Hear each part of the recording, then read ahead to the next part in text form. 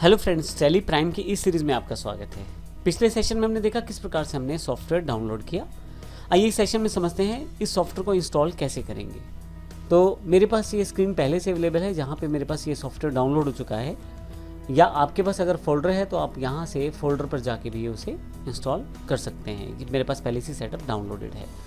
अभी मैं सिंपल आपको बता देता हूँ। यहाँ से आपके पास ओपन का ऑप्शन है, ब्राउज़र से ही आप इसे ओपन करके कर सकते हैं, या अन्यथा आप डबल क्लिक करके setup.exe को अपने फोल्डर जहाँ पे सेव किया है वहाँ से भी एग्जीक्यूट कर सकते हैं। मैं अभी इसे ओपन कर देता हूँ।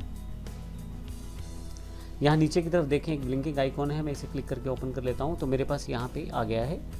आप जब टैली प्राइम को पहली बार इंस्टॉल करते हैं तो कॉन्फ़िगर कर सकते हैं मोर एक्शंस पे। अभी मैं बिल्कुल सिंपल सेटअप करने वाला हूँ तो इंस्टॉल कर देता हूँ। यहाँ मेरे पास इंस्टॉलेशन शुरू हो गया है। आप इसका पाथ सेटअप कर सकते हैं, लेकिन मेरे पास डिफ़ॉल्ट पाथ है एप्लीकेशन पाथ सी में प्रोग्राम फाइल्स में टैली प्राइम के नाम से, और ये आपका जो इंस्टॉलेशन है सक्सेसफुली हो गया है। तो जैसे ही मैं स्टार्ट टैली प्राइम पे क्लिक करूँगा मेरे पास टैली प्राइम ओपन होना शुरू हो जाएगा। देखिए टैली प्राइम का सॉफ्टवेयर पहली बार मैं अपने सिस्टम पे ओपन कर रहा हूँ।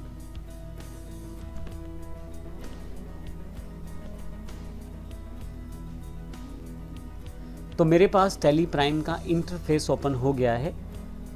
अब मुझे केवल इसको एक्सेप्ट करना है। मैं इसे यहाँ से एक्सेप्ट कर देता हूँ। कुछ प्रोसेसिंग के साथ मेरे पास वेलकम टू टैली प्राइम का ऑप्शन अवेलेबल है। यहाँ से अगर मेरे पास लाइसेंस पहले से अवेलेबल है तो उस लाइसेंस का यूज़ कर सकता हूँ, जिसमें मेरे पास काफ़ी सारे ऑप्शन है, जैसे न्यू लाइसेंस एक्टिवेट के रूप में आप अपना नया लाइसेंस एक्टिवेट कर सकते हैं। रीएक्टिवेट एग्जिस्टिंग लाइसेंस है, आपके पास पहले से टैली प्राइम है और आपका किसी कारण से सॉफ्टवेयर अनइंस्टॉल हुआ है या दोबारा रीइंस्टॉल करना है तो वहाँ पे रीएक्टिवेट कर लें। अगर आप लाइसेंस नेटवर्क से चाहते हैं तो वो कैसे इंस्टॉल होगा, वो यहाँ से सेटअप हो जाएगा।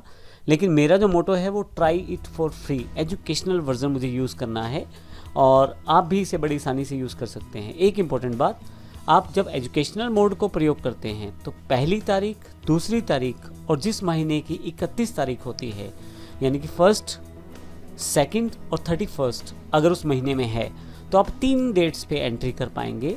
इसका अर्थ ये हुआ कि जनवरी में आप 1 तारीख, 2 तारीख और 31 जनवरी इन 3 डेट्स पे एंट्री कर पाएंगे। लेकिन जब आप फरवरी में आएंगे, पहली फरवरी और दूसरी फरवरी पे तो एंट्री कर पाएंगे, लेकिन क्योंकि उसमें 31 तारीख नहीं है तो उसमें आप 31 तारीख की एंट्री नहीं कर पाएंगे। तो इसका अर्थ ये हुआ 3 डेट्स को आप नॉर्मली यूज़ कर सकते हैं एजुकेशनल मोड में। तो मैं इसे क्लिक कर देता हूँ और मेरे पास देखें यहाँ टैली का पूरा इंटरफेस ओपन हो गया है। डिफ़ॉल्ट रूप में मेरे पास लिस्ट ऑफ कंपनीज़ हैं। अगर पहले से कोई कंपनी बनी हुई है तो वो मैं एक्सेस कर सकता हूँ सेलेक्ट फ्रॉम ड्राइव से, और यदि मेरे पास कोई भी कंपनी नहीं है तो मैं क्रिएट कंपनी कर सकता हूँ। यहाँ से मैं रिमोट कंपनी भी एक्सेस कर सकता हूँ, और अगर कहीं स्पेसिफिक पाथ पे है तो वो भी पाथ मैं सेटअप कर सकता हूँ। मैं ड्राइव से भी एक्सेस कर सकता हूँ डायरेक्टली किसी कंपनी को। लेकिन अभी के लिए मैं इसको यहीं पे इस सेशन को ख़त्म करता हूँ। मैंने इस सेशन में देखा है किस प्रकार से हमने टैली प्राइम को इंस्टॉल किया है और उसे एजुकेशनल वर्जन में ओपन कर लिया है।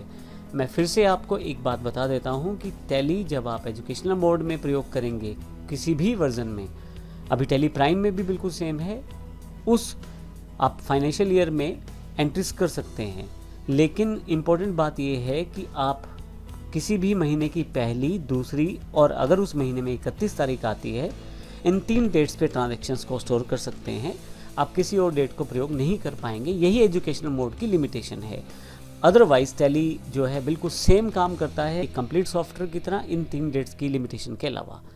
तो नेक्स्ट सेशन से हम देखेंगे टैली का इंटरफेस क्या है, यानी कि टैली प्राइम में इंटरफेस क्या है और किस प्रकार से हम इसको एक्सेस कर सकते हैं। धन्यवाद।